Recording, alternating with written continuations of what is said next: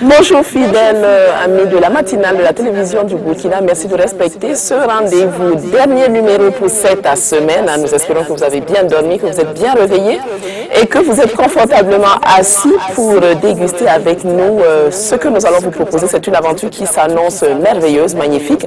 Beaucoup d'échanges aujourd'hui dans ce numéro. Nous allons, avec M. Komi, dans notre rubrique Société, parler du sens du voisinage, des relations de bon voisinage. Nous allons parler du e-commerce.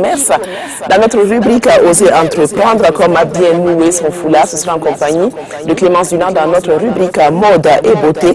Et puis les rendez-vous de Touba, nous allons en parler ici avec le promoteur.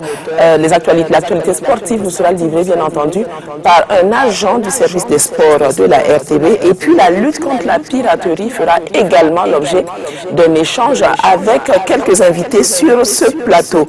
Comme je vous le disais donc, c'est un programme riche en échanges, n'en ratez pas une seule miette. Et vous le savez, on démarre toujours avec la une des journaux. Question de vous mettre un peu au parfum de ce qui se passe chez nous, mais également hors de chez nous, avant que vous ne quittiez votre maison. Donc tout de suite, c'est un tour d'horizon en compagnie de Valérie Bazier de la RTB.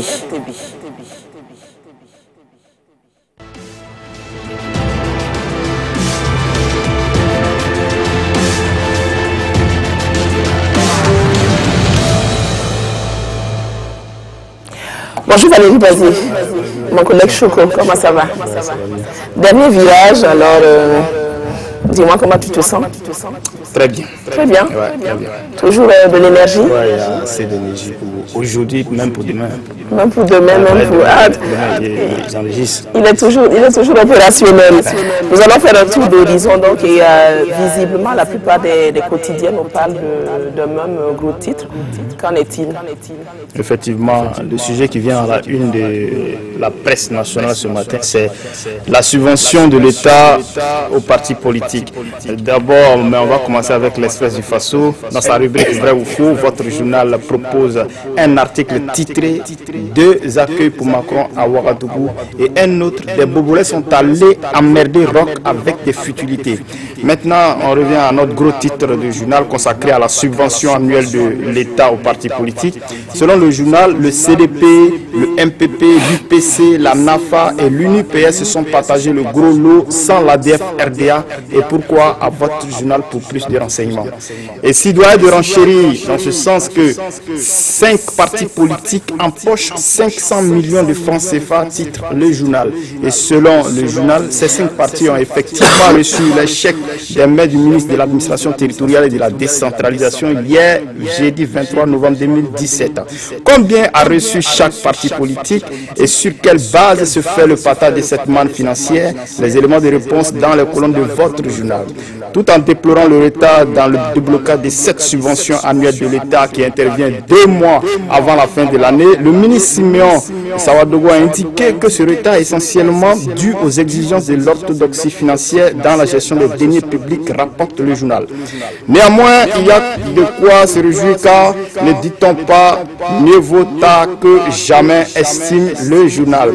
Autre titre à la une de votre journal, budget 2017, le gouvernement revoit ses objectifs à la baisse, indique le journal. Et c'est le même son de cloche à la une du journal aujourd'hui au Faso. Ce journal vous rapporte les explications du rapporteur général de la commission des finances et du budget, Bassirou Karmadi Li. Et c'était hier lors de la deuxième session ordinaire des députés de l'année 2017 où 3 projets de loi en tout ont été présentés à l'Assemblée nationale. Le point avec votre journal. Toujours à la une de ce journal, votre quotidien vous révèle également les raisons de la brouille Ouattara-Soro ainsi que les circonstances d'une attaque à main armée à Gunture Niagne. Autre sujet à la une du journal, Macron à Ouagadougou, ce sera cérébral à l'université Joseph Kizerbo, titre le journal. Et selon le journal DNF, les dernières nouvelles du Faso, l'arrivée au Faso du président En Marche reste une visite historique et épique. Macron à Ouaga, ou l'hommage du peuple français au peuple burkinabé, c'est l'opinion du brillantissime juriste Abdul Karim Sango que vous propose votre journal en intégralité à sa page 3. Toujours à la une de ce journal, Zimbabwe, maintenant que le nouvel homme fort Emerson Mnangagwa doit officiellement prendre les rênes du pays aujourd'hui. Que va devenir Robert Mugabe après sa démission? Titre le journal. Et puis on va faire un tour d'horizon du côté du pays. On termine avec le journal Le Pays. Votre journal s'intéresse également au sujet sur la subvention de l'État aux partis et aux formations politiques, ainsi que la visite d'Emmanuel Macron à Ouagadougou. Mais en plus, le journal vous informe également que le procès en appel concernant l'affaire Loukman Sawadougou a lieu aujourd'hui. Enfin, autre manchette au titre, commission ad hoc sur l'apurement du passif foncier urbain. Les OSC, membres de cette commission, se disent inquiètes. Plus de détails à la page 7 de votre journal. Je vous retrouve à 6 heures. À 7 heures. On se retrouve à 7 heures donc, pour ton second et dernier passage. Donc d'ici là, je te laisse aller voir s'il y a la possibilité d'avoir des compléments d'information. Et puis, je te dis à tout à l'heure, Valérie. Nous allons poursuivre et nous allons maintenant ouvrir le volet entretien. Nous allons parler des voisins. Vous savez, on a l'habitude de dire en Afrique que les voisins sont nos premiers parents. Tout simplement parce que quand on est dans une situation difficile, on est face à un problème, avant que nos véritables parents arrivent, les premiers là qui sont censés nous porter secours sont nos voisins. Autant vous dire donc que la coexistence, les rapports de voisinage doivent être au beau fixe. C'est notre rubrique société animée par Monsieur Ali Komebidou Djam.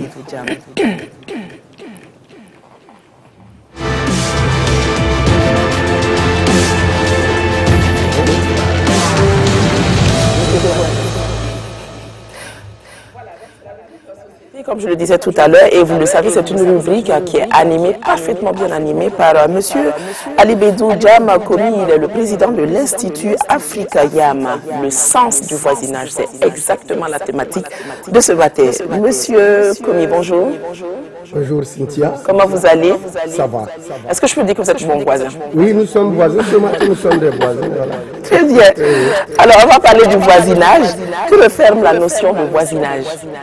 Merci. Je crois que lorsqu'on parle de voisinage, il y a d'abord un constat, un état, une situation, un fait, et qui consiste à des réalités tangibles ou pas, des personnes humaines ou des idées, de partager le même territoire, le même espace géographique, où la ressemblance. Donc, le voisinage, pour être plus précis, c'est le fait pour des réalités, plusieurs réalités, de partager le même espace.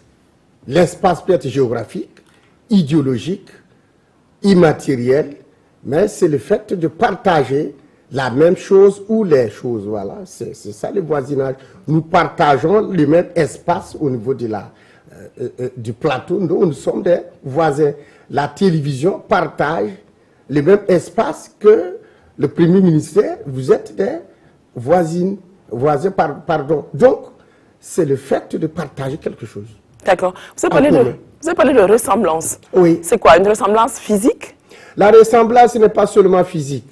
La ressemblance peut être physique ou comportementale. Les gens peuvent se ressembler, donc, sont voisins, donc, de par leur comportement, leur culture, leur civilisation. Donc, la ressemblance, on peut dire que voilà, il marche comme son père. Ça, ce n'est pas le physique, mais c'est la façon de marcher. Il parle comme elle parle comme sa mère. Donc, ça, ce n'est pas le physique seulement. Ou bien, ça peut même être cognitif, la science. Voilà une ethnie, un peuple qui sont courageux, qui travaillent, qui sont intelligents. Donc, la ressemblance n'est pas seulement physique.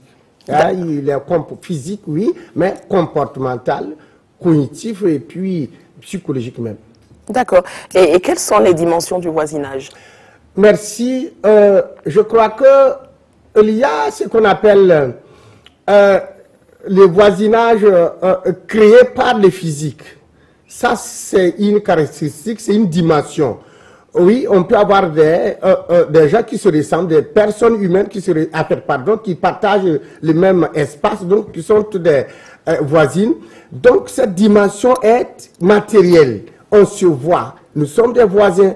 C'est une petite dimension. Dans une cour, quand vous prenez les villages, des quartiers sont voisins, et des villages aussi, des communes. Là, ça a un niveau un peu micro. Mais on peut dire que le Burkina Faso, qui partage les frontières avec la Côte d'Ivoire, le Ghana, le Togo, le Bénin, le Niger et le Mali, donc ils sont voisins. C'est encore plus grand. Mais on peut même dire que l'Afrique est voisine à l'Europe, à l'Asie, à l'Amérique. Donc, le voisinage, c'est ça. Mais au-delà du physique, là, on peut même dire que voilà, les civilisations contemporaines, est-ce qu'il y a une similitude, est-ce qu'il y a un voisinage, une ressemblance, donc, avec les civilisations antiques. Donc, au-delà de l'espace, on peut même voir le voisinage dans le temps. Est-ce qu'il y a des comportements de cette génération qui ressemblent à des comportements des générations antérieures? Donc, il y a ce voyage dans l'espace et dans le temps qui s'invite dans le voisinage. Donc, c'est une grande dimension. D'accord. Vous avez parlé donc de cette dimension espace géographique. Oui. Est-ce qu'il y a une limite à cet espace géographique? Parce que souvent on dit c'est le voisin de mon voisin. Est-ce que le voisin de mon voisin est mon voisin? Oui, votre confrère ou votre consoeur RFI parle même de les 7 milliards de voisins. Elle veut parler de quoi? C'est les individus qui partagent notre planète Terre comme leur biotope. Donc, je crois qu'ici, peut-être que c'est les effets que ce voisinage induit qui peuvent être limités. Sinon, le voisinage est de grande nature. D'accord. Alors, on l'a dit en introduction, je l'ai dit, en Afrique, le voisinage est très important, les relations, de bon voisinage, parce qu'on dit que le premier parent, quand on est dans un quartier, on habite dans un quartier, le premier parent, c'est le voisin, c'est celui-là qui est censé nous porter secours avant que d'autres personnes n'interviennent. Alors, comment faut-il, quels sont les bons gestes, les bons actes pour entretenir des relations de voisinage réussies, des relations parfaites? Merci. Je crois que avant de parler de gestes, il faudrait peut-être parler de ce que le voisinage induit comme effet. Les effets du voisinage. Lorsque vous êtes des voisins, il y a d'abord ses droits et obligations. Le voisinage crée droits et obligations. Pardon. Droits, c'est une famille qui ne dit pas son nom. Alors donc, lorsqu'il y a droits et obligations, il y a respect des droits et obligations. Alors donc, lorsque Flore Yamayego me disait, quand je lui parlais du thème, que quand elle partait au village, il y a sa grand-mère une voisine qui disait à sa grand-mère, à travers le mur, je demande un peu de sauce pour terminer mon tour. Ouais, c'est que ça suffit. C'est pour dire qu'il y a le secours, l'entraide mutuelle qui se crée. Mais il y a aussi le fait de se connaître d'abord. Il faut connaître son voisin ou sa voisine. Se connaître effectivement qui il est ou qui elle est, mais aussi lui apporter secours lorsque l'intéressé a besoin de ce secours-là. Mais il faudra aussi parler de ce qui est très important. Pour qu'il y ait bon voisinage, il faudrait éviter ce qui est espionnage.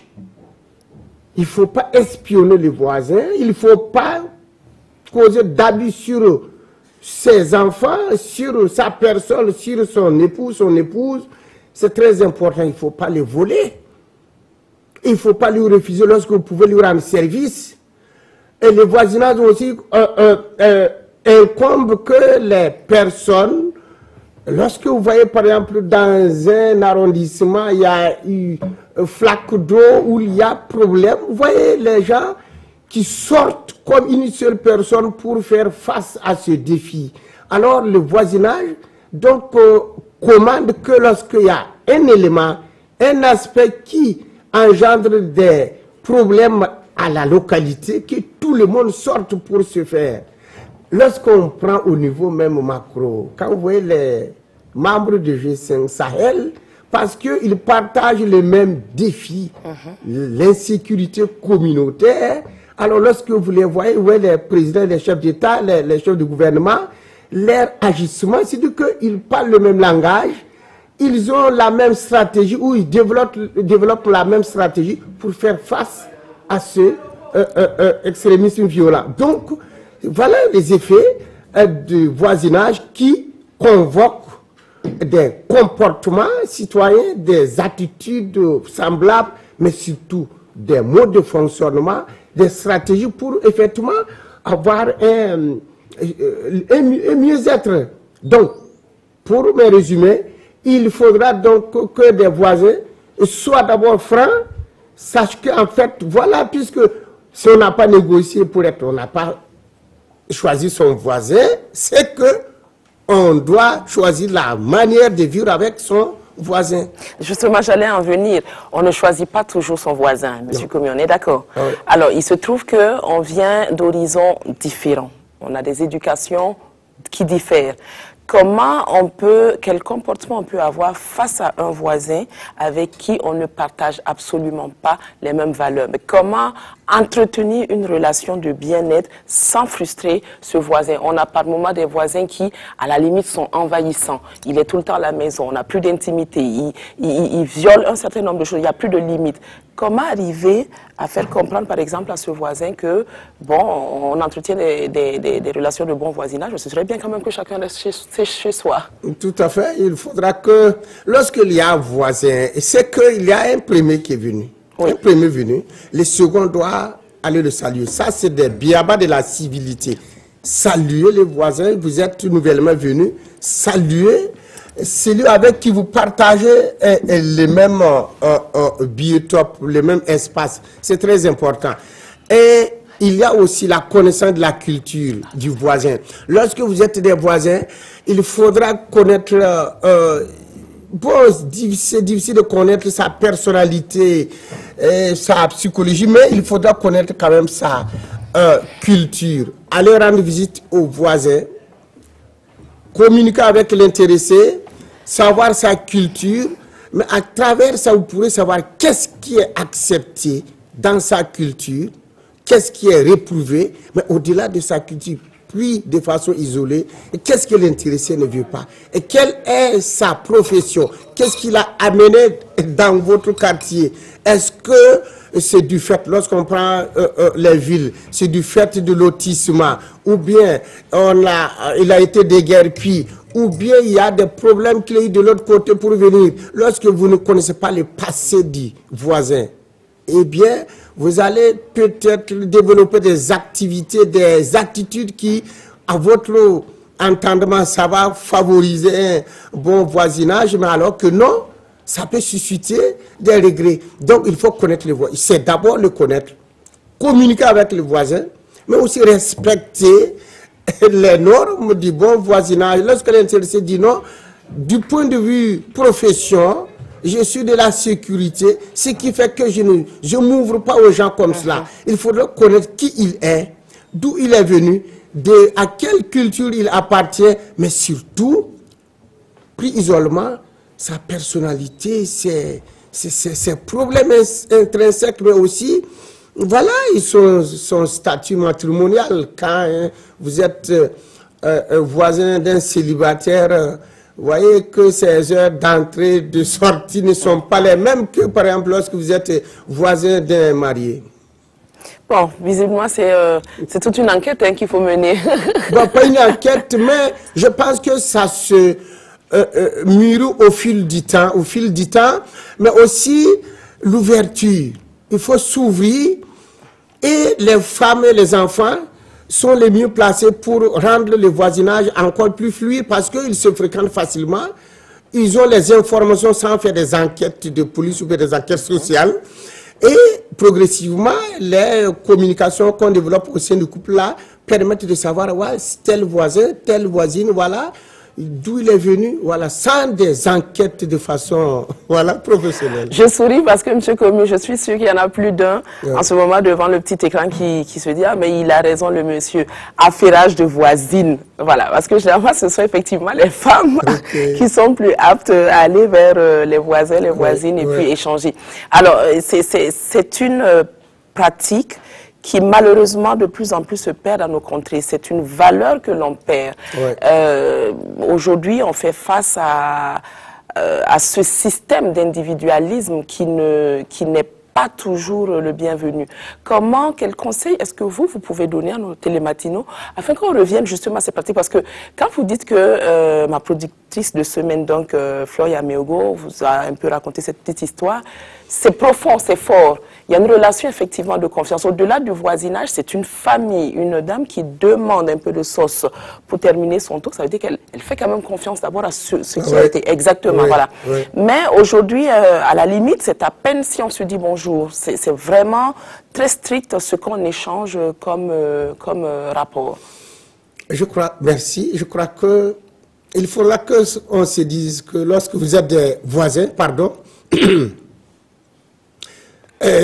il y a, je parle d'obligations et de droits. En matière de maladie, et on ne le souhaite pas, de malaise, d'événements heureux ou malheureux, ce sont vos voisins qui sont les premiers à être concernés.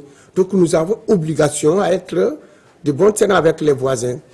Le petit conseil que je voudrais dire, donner aux jeunes et rappeler aux adultes, c'est d'avoir confiance, comme vous l'avez dit, mais aussi connaître les voisins et se dire qu'en fait, on n'a pas sa famille biologique ici. Et ma seconde famille, ce sont mes voisins qui constituent ma seconde famille. Donc, combien de personnes on a trouvées mortes dans leur chambre, dans leur cour, parce qu'il n'y a pas de communication. Je crois que le voisinage, que ce soit en milieu rural ou en milieu urbain, il a sa valeur. Le voisinage a sa place irremplaçable dans nos sociétés. Et d'ailleurs, même au niveau de la famille, il y a des voisins. Donc, les voisinages s'invitent partout, dans les métiers, dans les professions, même au niveau du voyage. Mais je voudrais conclure en disant qu'il faut d'abord saluer. Parce qu'il y a ce qu'on appelle les voisinages permanents et les voisinages, j'allais dire, temporaires. Les voyages. Je prends cette anecdote. Je partais à Bobo, quelqu'un est rentré à Sabou, il ne m'a pas salué. Arrivé à Oundé, il me pose la question, où on est? Je dis, mais où tu es rentré? Où on est? Tu ne m'as pas salué quand tu rentrais. Encore heureux que vous ne lui ayez pas dit. Commencez par me dire bonjour. Oui, oui. Où tu es rentré? Quand tu es rentré, tu ne m'as pas dit bonjour. Je ne sais pas où on est. Et donc la pilule n'est pas passée, hein? Non, il m'a dit, ouais, je m'excuse. Il veut qu'il va aller. Il faut se saluer. Elle est bonne. Il faut se saluer. Et puis, voilà, se rendre service. Se dire effectivement qu'il y a des petits services. L'allumette, le sel. Oui, il y a des petits besoins et que les voisins peuvent combler. Je crois que c'est une nécessité. Voilà. D'accord. Merci beaucoup à vous, Monsieur Commis, d'abord pour toutes ces informations-là et puis pour nous avoir fait rire. Hein. Écoutez, donc, vous l'avez compris, ouvrez-vous à vos voisins, ils vous apporteront beaucoup plus d'aide qu'ils ne seront un fardeau. Voilà, c'est le conseil qu'on peut vous donner. Merci encore, on va vous retrouver vendredi avec le même enthousiasme, le même plaisir, mais avec un autre thème. Merci. Excellente suite. Merci beaucoup. Et bon début de week-end. Merci bien, pareillement à vous. Merci. Merci, M. Commis. Et puis, nous allons poursuivre. Hein. Je vous ai dit, on a ouvert le volet entretien et on va continuer. Alors, susciter, réveiller et nourrir vos envies d'entrepreneuriat, c'est l'objectif, en tout cas l'un des objectifs de RTB Matin dans notre rubrique Oser entreprendre. C'est ce qu'on voudrait pouvoir planter cette graine-là dans vos esprits, dans vos cœurs, jeune homme, jeune femme. Et puis, donc, celui que je vais recevoir tout de suite, c'est un jeune qui a osé faire le premier pas. Aujourd'hui, il ne s'en porte que mieux. Il a bien voulu venir partager sa petite expérience professionnelle dans le domaine du e-commerce avec nous. C'est votre rubrique Oser entreprendre.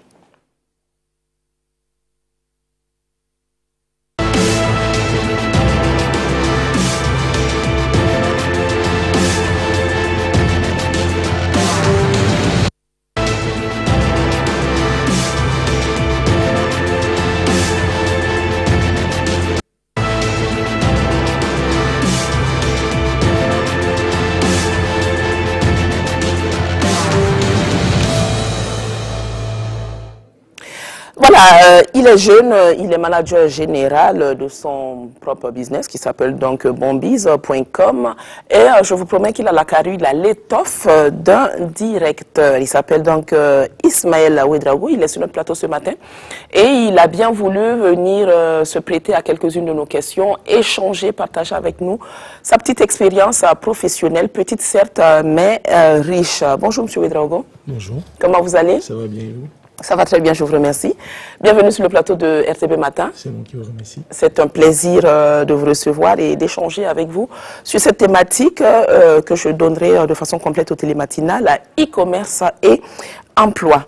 Alors, nous savons que vous êtes manager général de bonbiz.com, donc vous évoluez dans le domaine de l'e-commerce. Parlez-nous un peu de cette petite structure, comment vous est venue l'idée de la mettre en place et comment est-ce que ça fonctionne aujourd'hui? D'accord.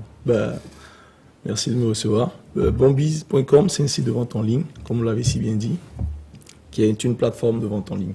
Cette idée est venue du fait qu'aujourd'hui, on a un constat un peu délicat au Burkina. Ça veut dire que quand un client va acheter un produit, souvent, le produit il est taxé en fonction de la tête du client, ce qui est un peu dommage. Donc aujourd'hui, on a une plateforme de vente en ligne qui permet à ces personnes-là d'avoir plusieurs articles, plusieurs choix, et en fonction de ça, le prix il est fixé et c'est le même prix qu'ils paieront et non pas la tête du client. Voilà, c'est un peu ça. L'idée est venue du fait que on a beaucoup de spéculation sur le marché. Donc nous, on veut mettre une plateforme de vente en ligne qui permet aux consommateurs d'avoir un prix fixe. Peu importe le client, que ce soit quelqu'un qui a une carrure de quelqu'un qui a de l'argent ou qui n'a pas d'argent, ça ne regarde pas. Donc quelqu'un qui vient en bicyclette ou quelqu'un qui vient avec la dernière voiture, c'est le même prix. C'est le même prix. Il n'a pas regardé sa tête pour qu'il achète l'article. Voilà, c'est un peu ça. D'accord. Et cela fait combien d'années que... On va dire qu'on est dans la vente en ligne depuis peut-être 2 ans, mais c'était dans la phase simple, on va dire Facebook. Mais aujourd'hui, on a créé un site de vente en ligne qui est en ligne depuis 2 ans et 2 mois plus tôt. Et cette plateforme est là pour pouvoir répondre à ces besoins-là.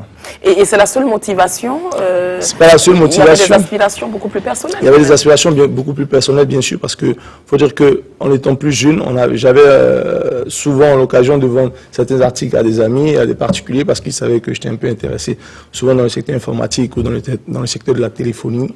Ce qui faisait que j'étais souvent embarrassé quand j'étais occupé, quand on m'appelle pour dire j'ai besoin d'un article, est-ce que tu peux me l'apporter? Ça me gênait un tout petit peu parce que j'étais souvent occupé. Donc l'idée c'était de voir est-ce que c'était possible de créer une plateforme qui allait mettre en valeur tous les produits que moi je peux vendre. Et voilà, et les clients n'ont pas à m'appeler, ils peuvent regarder carrément l'article, prendre les informations qu'il faut et voilà, et moi je les livre après. Voilà. D'accord. Et par définition, c'est quoi le e-commerce? Le e-commerce, c'est du commerce, mais le commerce digital. On est sur le digital, on est sur le web. Tout se passe par le web et non pas physiquement. Donc le client et le site, le représentant du site, personne ne se voit. Tout se passe dans le digital, sauf qu'à la livraison. De façon concrète, ça veut dire quoi? Que moi, j'ai besoin d'un article. Oui. Je ne peux pas me rendre physiquement dans un entrepôt, dans un magasin, une boutique pour voir l'article. Je ne peux le voir que via Internet. Bien sûr, c'est comme ça se passe. Donc, la plateforme, elle est là, elle propose l'article, elle donne toutes les informations nécessaires au client pour faire son choix avec certaines caractéristiques, soit sur le budget, soit sur certaines caractéristiques. Et le client, dès qu'il valide l'article, il est livré automatiquement. Et sur votre plateforme, quels sont les différents types d'articles que l'on peut trouver? Sur notre plateforme, on propose plusieurs articles dans l'informatique, dans la téléphonie, on va dire dans l'électroménager aussi, et aussi dans la mode. Et plusieurs catégories vont s'ajouter au fur et à mesure parce que le but, c'est de répondre au maximum aux besoins du client. Quand je dis aux besoins du client, c'est de proposer ce que le client a besoin au moment T. Bientôt, il y aura, on va dire, l'énergie solaire qui va être intégrée sur le site, ce qui fait que les plaques solaires, les gens pourront s'en acquérir via le site. Et ça leur permet d'avoir aussi des informations, effectivement, sur chaque article avant de faire le choix. Donc, ils ne seront pas dupés à la base. Ce qu'ils ont choisi, c'est ce qu'ils auront à la livraison. Voilà. Et donc, vous allez vers les vendeurs ou c'est eux qui viennent à vous? Comment ça se passe? Dans les deux Supposons que sens. moi j'ai un article, Oui. moi j'ai envie de le proposer sur la place donc, du marché. D'accord. Une fois que je vous contacte, ça se passe comment? Est-ce que c'est ensemble qu'on décide du prix de l'article? Après, il y a une rémunération. Qu'est-ce que vous gagnez dans ce business? D'accord. Ben, on va dire que c'est dans les deux sens. On va avec certains fournisseurs, on les appelle comme ça parce que c'est des gens qui vendent sur le marché. On travaille beaucoup avec les fournisseurs locaux, il faut dire ça. Parce que notre plateforme n'est pas là pour faire de la concurrence aussi à qui que ce soit. On permet aux fournisseurs de toucher le plus de personnes possible. Parce que via notre site, peu importe la région du Burkina où on se trouve, on peut commander. Donc c'est dans ce sens que cette plateforme-là est. Et pour pouvoir revenir à votre question, c'est que dans les deux sens, le fournisseur vient vers nous ou on va vers le fournisseur et on discute et on tombe d'un commun accord. Le prix fixé sera le prix exigé par le fournisseur, mais en partie, tout ce travail que nous on fait derrière, on a une commission qui est reversée sur chaque article vendu. Voilà, c'est un peu ça. D'accord. Alors, on l'a dit, nous sommes dans le domaine du e-commerce. C'est un domaine d'avenir certainement, mais qui est encore très peu connu, ou en tout cas pas suffisamment utilisé dans nos contrées, notamment voilà, au Burkina. Pourquoi vous avez décidé de vous lancer dans ça? Est-ce qu'il n'y a pas eu quand même cette peur de vous dire, bon, on n'est pas déjà très nombreux, ceux-là qui ont accès à Internet, mais ceux-là qui ont encore cette hauteur d'esprit de se dire, bon, ben, je vais faire mes boutiques, mon shopping en ligne. Donc, est-ce qu'il n'y a pas eu cette hantise-là au départ? Vous avez parfaitement raison. Au départ, cette hantise était là. Elle est un peu là, on va dire. Parce que aujourd'hui, dans la culture burkinabé, il est difficile de faire des achats en ligne. C'est pas évident. Voilà. Donc, on ne s'est pas positionné pour la vente immédiate. Nous, on se positionne pour le long terme. Ça veut dire que le e-commerce, c'est un métier d'avenir. Quand je dis c'est un métier d'avenir, ça veut dire aujourd'hui, on va employer plus de personnes qu'une boutique classique. Voilà. Et nous, on se positionne dans le long terme, ce qui fait que on ne regarde pas les problèmes qu'on a aujourd'hui. On regarde plutôt les solutions qui viendront demain. Donc, c'est vrai que le développement du digital, surtout de l'Internet, fait défaut au Burkina. Mais comme on voit que le gouvernement mise beaucoup d'efforts à ce que ce développement soit fait, ça va rentrer dans la ligne droite de ce que nous on propose comme service. D'accord. Voilà. Alors, vous me faites une belle ouverture pour rebondir sur la question qui vient. C'est la question de l'emploi. Là, on a vraiment décortiqué, on a bien présenté un peu ce que c'est que le e-commerce, comment ça peut se passer une vente ou un achat en ligne. Oui. On est plus ou moins pris par le temps. Donc, on va voir maintenant, parce que le thème, c'est e-commerce et emploi. A priori, on penserait, mais quelqu'un qui fait une vente en ligne emploie moins d'employés que quelqu'un qui a une boutique physique, parce que là, on a des vendeurs, on a des livreurs et tout ça. Donc, comment est-ce que le e-commerce peut être générateur d'emplois? Le e-commerce est générateur d'emplois tout simplement parce que pour chaque article vendu, il faut une personne qui derrière va donner les informations liées à ce produit, trouver les stratégies pour la vente. On a plusieurs catégories, l'informatique, la téléphonie, et il faut des technico-commerciaux pour ces secteurs-là. Ce qui fait qu'aujourd'hui, un vendeur simple ne sera plus un vendeur simple, il sera un technico-commercial. Il saura proposer les articles sur le site aux clients et aussi il saura proposer les différentes informations. Maintenant, il y a une reconversion qui va se faire au niveau du e-commerce. Ça veut dire qu'on aura des personnes dans le back-end, ça veut dire que derrière les bureaux, mais il y aura beaucoup plus de personnes au niveau du service de livraison. Parce que quand on est bourré de 100 à 200 livraisons par jour, il faut une équipe qui puisse assurer ça aux consommateurs. Donc, une reconversion va se faire à ce niveau-là aussi, et une reconversion va se faire aussi au niveau du développement digital. Donc, en conséquence, le web marketing qui maintenant prend de l'ampleur, il faut trouver les images, il faut trouver les mots, il faut trouver comment dire aux clients cet article il vous convient. Et beaucoup de secteurs d'avenir dans le digital sont à entrevoir. C'est du commerce, mais le e-commerce a beaucoup plus d'opportunités dans les jours à venir par rapport au commerce général. D'accord, ça c'est une très bonne nouvelle. Et puis malheureusement, je suis obligé de vous poser juste la dernière question et après ça on mettra un terme à l'entretien. C'est de vous adresser cette rubrique, elle est vraiment plus focalisée jeunes. Ces jeunes-là qui sont là, on se dit le taux de chômage est élevé au Burkina Faso, on se dit mais il n'y a pas beaucoup, il n'y a pas de boulot. Et vous avez fait l'expérience de l'entrepreneuriat, vous êtes jeté dans ce domaine-là, bien qu'il soit très peu maîtrisé. Bien sûr. Voilà, mais quel est le message fort que vous avez envie de lancer à ce jeune qui nous suit, cette jeune femme qui nous suit, qui a un bagage intellectuel, mais qui, ou par peur, ou par, enfin, je sais pas quoi comme raison, mais en tout cas, j'aimerais que vous donniez un message fort pour encourager ces jeunes-là à se lancer, à faire le premier pas aussi. D'accord, merci pour l'opportunité. Je pense qu'on m'a adressé à mes frères et mes sœurs. C'est leur dire que dans l'entrepreneuriat, d'abord, c'est une question de choix. Si vous faites le choix, il faut aller jusqu'au bout, ne pas abandonner. Le chemin, il est très difficile, il n'est vraiment pas évident. Parce qu'avec de nouvelles idées, avec de nouvelles stratégies, de nouvelles ambitions, on est beaucoup confronté au fait que les gens ne comprennent pas ce qu'on veut faire. Donc ça ne nous donne pas beaucoup plus de choix, d'opportunités. Mais aujourd'hui, si quelqu'un veut se lancer dans l'entrepreneuriat, il faut qu'il ait la hargne. Il faut qu'il ait dans la tête que ce n'est pas facile. Il va endurer beaucoup de difficultés. Donc il va falloir se mettre beaucoup au travail aussi. Surtout le travail. L'entrepreneuriat, ce n'est pas un effet de mode. Il faut qu'on soit clair. Les gens pensent qu'il y a des jeunes entrepreneurs qui gagnent de l'argent. Non, ce n'est pas un effet de mode. C'est quelque chose qui prend du temps. Pour arriver à ce qu'on veut, il faut beaucoup de travail, beaucoup de patience et beaucoup de volonté.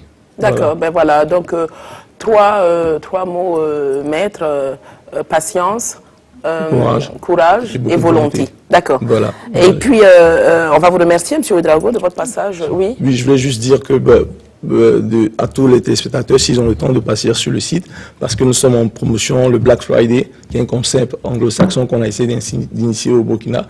Et presque la majorité des articles sur le site sont sold à moins de 50% jusqu'à moins de 50%. Donc, profitez de cette opportunité. Ça ne dure que 5 jours et après... 5 jours à partir de quand? À partir d'hier, ça a commencé hier. Donc il ne reste plus que 4 jours. Il ne reste 4 jours, voilà. Donc profitez de cette opportunité et puis voilà, vous serez... D'accord. Alors, c'est très bien. Vous êtes jeune, vous venez de vous lancer, on a envie de vous encourager. C'est un coup, non pas un coup de main, mais un coup de bras que la RTB vous fait. Donner rapidement le site pour que les télématinaux puissent y faire un tour. Mais c'est vraiment un coup de bras, hein, comme je vous dis. C'est vraiment gentil de votre part. Donc le site, c'est www.bon-8biz.com. Biz avec... B-I-Z. B-I-Z. Donc, www.bon, Tiré du 6. Tiré du 6. Pas le trait d'union, mais tiré du 6. Voilà, biz.com. D'accord, très bien. Voilà. Merci à vous, M. Ouedraogo. Je vous remercie à vous. Rendez-vous sur la plateforme de bonbiz.com. Je vous attends, bien sûr. D'accord. Alors, nous allons poursuivre et puis c'est maintenant le moment de découvrir notre rubrique en mots de beauté, vous savez. Alors, lui, il revient sur les podiums de défilé de mode, on le voit également dans la rue, il s'agit du foulard qui fait son retour de façon fracassante. Encore faut-il savoir le nouer. Elle est là pour nous dire tout sur le foulard, comment bien le nouer de façon esthétique. Clémence Tuina est à mes côtés et tout de suite, après ce jingle, on va tout découvrir du foulard.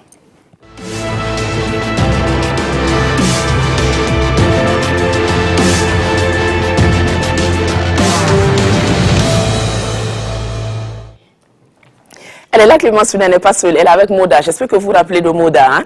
Alors, voilà, Clémence, ce matin, nous allons parler de foulard. C'est une tendance qui revient. On aurait pu s'attarder sur le foulard noué à la taille comme une ceinture ou le foulard noué autour du cou, en ce moment où il fait froid. Mais nous avons décidé de nous intéresser au foulard, un accessoire de la tête. Tout à fait. Comment tu vas déjà? Je vais très bien, et toi? Je vais bien également. Cette fin de semaine, tu as la voix un peu enrouée? Un peu enrouée, ben oui, je suis contente parce qu'aujourd'hui ça va mieux. Hier c'était catastrophique, mais par la grâce de Dieu, ça va beaucoup mieux aujourd'hui. Ça va continuer à mieux aller, on va dire comme ça. Je l'espère.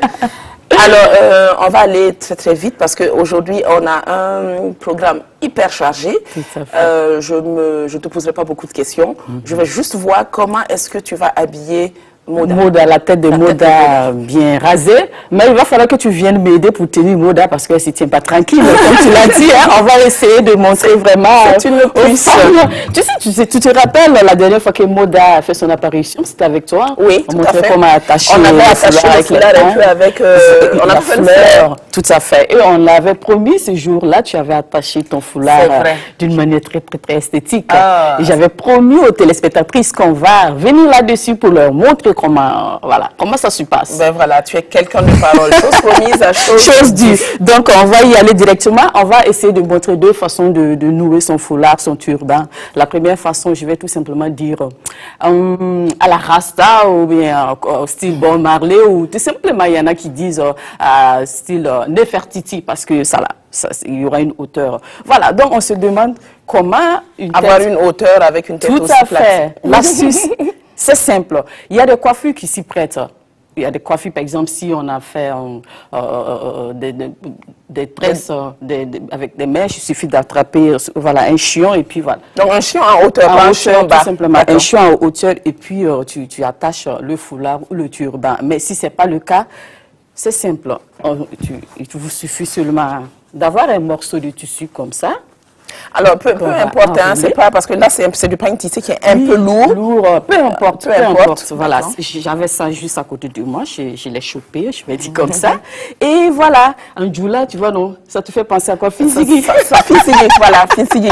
Bon, puisque ceux qui ne savent pas, nos mamans savent de quoi on parle. Voilà, c'est cette espèce de baluchon qu'on fait là, voilà, pour pouvoir déposer un fardeau sur la tête. Et lorsqu'on a un bonnet, on va essayer de faire tenir cette boule qu'on a fait avec le pain. Et comme Moda a une tête très rasée qui glisse, c'est pratique. Hein? C'est pratique, voilà. Et avec le crâne glissant, j'allais dire, de Moda, moi je vais soutenir cela avec un foulard. Donc cette étape, ce bonnet n'est pas obligé. Si tu n'as pas le bonnet, c'est pas grave. Avec un foulard seulement, tu essaies de... Voilà, je vais encore soutenir pour pas que ça glisse trop lorsqu'on va attacher le foulard à Moda. Voilà. Donc,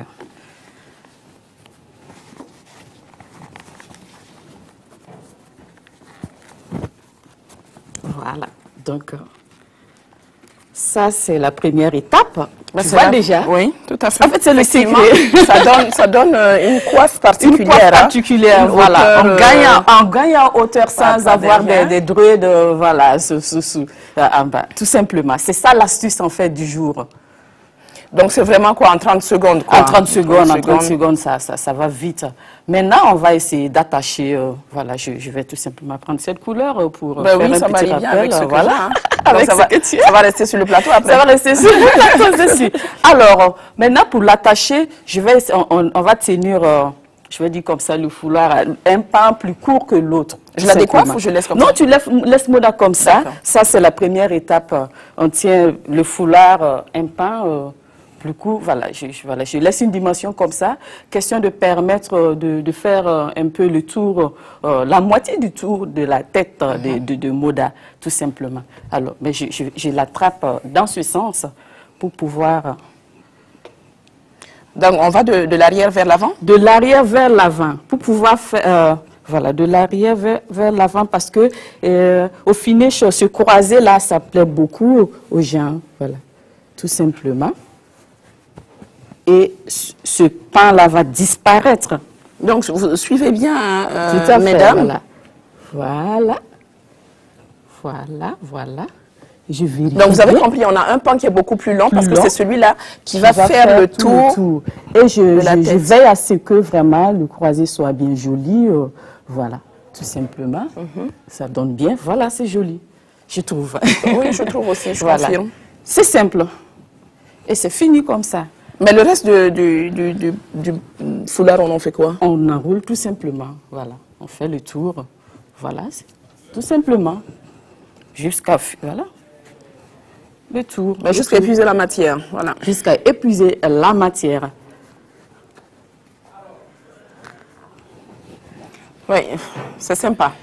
Voilà. Sympa. Alors, je vous fais tourner Moda pour que vous puissiez voir ça sous tous ses angles. Tout à fait. Alors, vous l'avez compris, hein, c'est assez speed sur le plateau. C'est vraiment pour vous donner le bon geste. Après, c'est des choses que vous pouvez peaufiner chez vous. Voilà, davantage améliorer.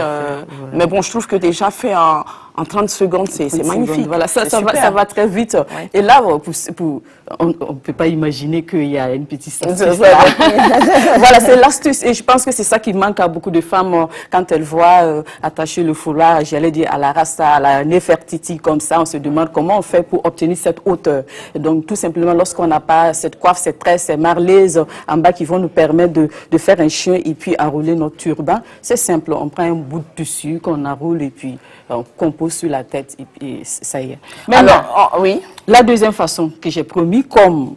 Ben voilà, j'allais te demander, alors je pense que c'est une association de foulards, de couleurs différentes. Et là, je vais prendre le rouge et le rose. Mais je pense qu'on va laisser déjà, on ne va pas décoiffer Moda pour pouvoir avoir une hauteur. Mon Dieu, qu'est-ce qu'elle va avoir chaud, Moda. Moda, elle va avoir chaud. J'espère que son foulard, le poids de son foulard ne va pas la traîner à l'arrière. Et comme tu es là pour m'aider à la soutenir, donc on garde Moda comme ça, avec cette coiffe. Avec, voilà, tout simplement. Et puis, on va... Donc, après l'association des couleurs, c'est vous qui décidez. C'est vous qui décidez. C'est vous qui décidez. Voilà. Le mariage, je vais essayer de dégager un peu le front. Dégager un peu le front pour permettre, pour pouvoir avoir la place sur son front pour faire mon croisé. Alors, Clémence, tu vas être super déçue. Super déçue. Je m'en excuse. La régie avec. On n'aura pas le temps de faire la pratique de cette façon d'attacher le foulard comme tu l'as. Par contre, moi, je te propose de revenir sur le thème vendredi prochain. Parce qu'on est vraiment pris par le temps. J'ai mes prochains invités qui attendent. Mais je pense que les télématinales sont déjà satisfaites parce qu'on a deux façons. On a déjà deux façons de nouer son foulard. Sur la tête de Moda. C'est pas mal.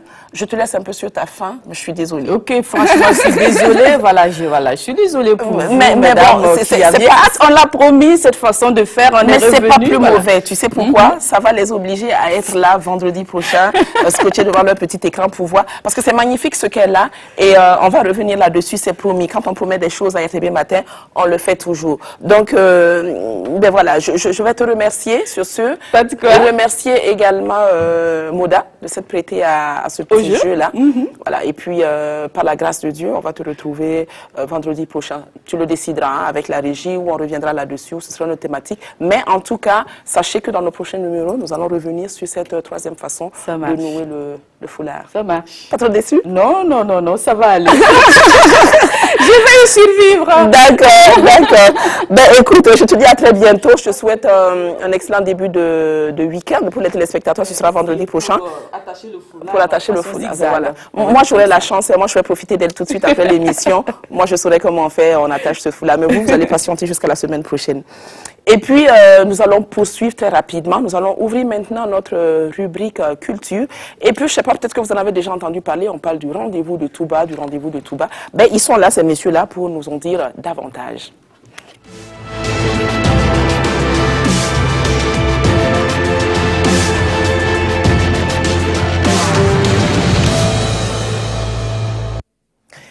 Voilà, chers télématinaux, donc, comme je vous le disais, nous allons maintenant parler du rendez-vous de Touba. Cependant, j'ai un petit souci parce que je ne me retrouve plus dans mes documents. Donc, voilà, 2 secondes, le temps que je me retrouve donc avec mon conducteur. Ça y est, c'est parfait. Ah ben, il se marre, mes invités se marrent sur le plateau. Je suis un peu speed ce matin, donc voilà, c'est un peu nyarami dans ma tête. Comment vous allez, messieurs? Très bien, et vous, Cynthia? Je vais également très bien, et je vais encore mieux de savoir que je suis bien entourée. 3 hommes magnifiques sur mon plateau. Ben voilà, je m'en sens flattée. Alors, on va rapidement faire les présentations. Vous qui êtes juste à ma droite, enfin à ma gauche, à côté de moi, monsieur Servas Marie Zodabou, vous êtes un habitué du plateau de RTB Matin. On vous a reçu. Ben oui, on vous a reçu il y a même pas, il y a moins d'un mois. 3 semaines. 3 semaines, voilà. On a parlé un peu d'un événement qui s'est passé avec Smarley. J'espère que ça s'est bien passé. Je crois. D'accord. Oui. Alors, vous êtes le promoteur du rendez-vous de Touba. C'est bien ça? Oui. Et puis, à vos côtés, on a monsieur... Léopold Lié. Monsieur Léopoldier, qui est le responsable à la communication de cet événement. C'est ça. D'accord. Et puis, pour terminer, monsieur, je suppose, monsieur Simon Koulibaly. C'est bien ça, D'accord. Responsable à l'organisation. effectivement. Bienvenue à vous, messieurs. Merci beaucoup. Comment vous allez? Très bien, et merci de nous avoir reçus. Bah, c'est un plaisir, vous savez. Qu'est-ce qu'on ne ferait pas pour vous? Vous avez vu, j'ai dû évacuer vite Oh, fait Clémence pour... Bah oui. Elle a failli me gifler. Non, elle n'ose pas. Elle n'ose Mais pas. comme c'est ma bonne petite soeur, elle sait me comprendre. Elle est fair play, elle est fair play, oui, et elle nos est téléspectateurs le sont davantage. Oui, oui, oui. Donc ce matin, on va parler du rendez-vous de Touba. Qu'est-ce que c'est? Alors, le rendez-vous de Touba, disons, c'est un rendez-vous culturel et sportif dédié à la promotion de l'intégration des peuples africains à travers la mise en commun des communautés à la base. C'est-à-dire que nous faisons en sorte de créer un cadre pour que les communautés à la base s'imprègnent déjà entre elles, qu'elles s'acceptent, qu'elles découvrent elles-mêmes ce qu'il y a en commun en elles pour pouvoir se les partager et développer un monde beaucoup plus viable. Donc le rendez-vous de Touba, c'est un cadre dédié, comme je le disais, à la promotion de l'intégration des peuples africains. Mais nous nous sommes rendus compte que notre village, qui s'appelle Touba, était une curiosité parce qu'il y a d'autres Touba donc, en Afrique. D'accord. Alors, M. Tabou, vous savez, on adore l'esthétique. La télé, c'est l'esthétique. Une femme qui n'est pas encadrée. Qui n'est pas encadrée, ça fait pas. Donc, moi, je vais vous permettre de faire le tour, de vous mettre là pour faire un parfait équilibre. Ben voilà, on adore l'esthétique. C'est pour votre confort. C'est pour votre confort, chers télématinaux. Alors, voilà. On va peut-être demander notre chaise à la régie pour permettre à tous nos invités de s'asseoir. On va poursuivre, monsieur. Alors, donc, je le disais que le rendez-vous de Touba, c'est vraiment un cadre idéal pour partager la culture, pour partager les faits et gestes des traditions anciennes qui tendent à disparaître. Et le rendez-vous de Touba aussi, c'est un créneau pour mettre ensemble l'ensemble des Touba d'Afrique. Parce qu'il y a Touba au Burkina Faso, qui est notre village. Il y a Touba au Mali, il y en a deux. Il y a un qui est vers Koulikoro et un qui est derrière Mandiakui. En Côte d'Ivoire, il y a un Touba qui est le chef-lieu de la région du Bafing. Alors en Guinée-Conakry, il y a un Touba. Et au Sénégal, le Touba apparemment le plus connu et le plus célèbre, où on parle beaucoup plus de Magal de Touba. Donc vous voyez que Touba est peut-être un nom magique. Magique parce qu'il comporte en lui beaucoup de valeurs. Et ce sont ces valeurs que nous essayons de partager au monde. Nous essayons de partager ces valeurs d'intégration à tout le monde. D'accord. Alors, est-ce que c'est un rendez-vous annuel? C'est un rendez-vous annuel. Et donc, en attendant qu'il soit beaucoup plus à dimension sous-régionale, nous avons commencé par partager et par du moins réveiller les pratiques anciennes qui tendent à disparaître. Vous savez, par exemple, les danses traditionnelles, les chansons populaires. Au village, à l'ancien temps, quand nous étions petits, et au clair de lune, quand vous revenez du village, vous voyez, vous êtes pressé d'aller, donc sur la place publique. Certains même ne se débarbouillent pas, hein. Ils sont pressés d'aller parce qu'il y a la lutte traditionnelle, il y a les chansons des jeunes filles qui chantent au clair de lune, et il y a les enfants qui font le cache-cache ou d'autres jeux à côté. Vous voyez, et je dis par exemple, c'était un lieu où les mariages se faisaient beaucoup plus facilement. Une fille qui guettait Léopold par exemple, elle ne sait pas comment le faire, elle va créer une chanson le soir au clair de lune pendant qu'elle chante, et Léopold entend son nom. Quel romantisme. Ah oui, c'est du romantisme. Et lui, il entend son nom, on chante Léopold, Léopold, Léopold, que c'est mon chéri, dites-lui que je l'aime. Vous voyez, ce n'est pas que les Français qui savent dire que je l'aime. Nous aussi, nous avons notre façon, mais nous ne le disons pas directement. C'est peut-être là la différence. Donc, c'était le yéyé, par exemple, ce sont des chansons, des pratiques qui tendent à disparaître. D'accord. Voilà. Alors, le rendez-vous, peut-être que monsieur Koulibaly, qui est le responsable à l'organisation, pourra nous dire, le rendez-vous, c'est de quand à quand? Ben, le rendez-vous de Touba, je veux dire que les activités ont déjà démarré avec les éliminatoires au niveau de la culture et du sport. Mais l'activité même en tant que telle verra le clou à partir de mardi. À partir du mardi... La semaine qui vient, ce sera voilà, le 28. Le mardi en... Voilà, la semaine qui vient. D'accord. Voilà. Donc, à partir du mardi, vous aurez une panoplie d'activités avec des finales, des compétitions sportives, des compétitions culturelles.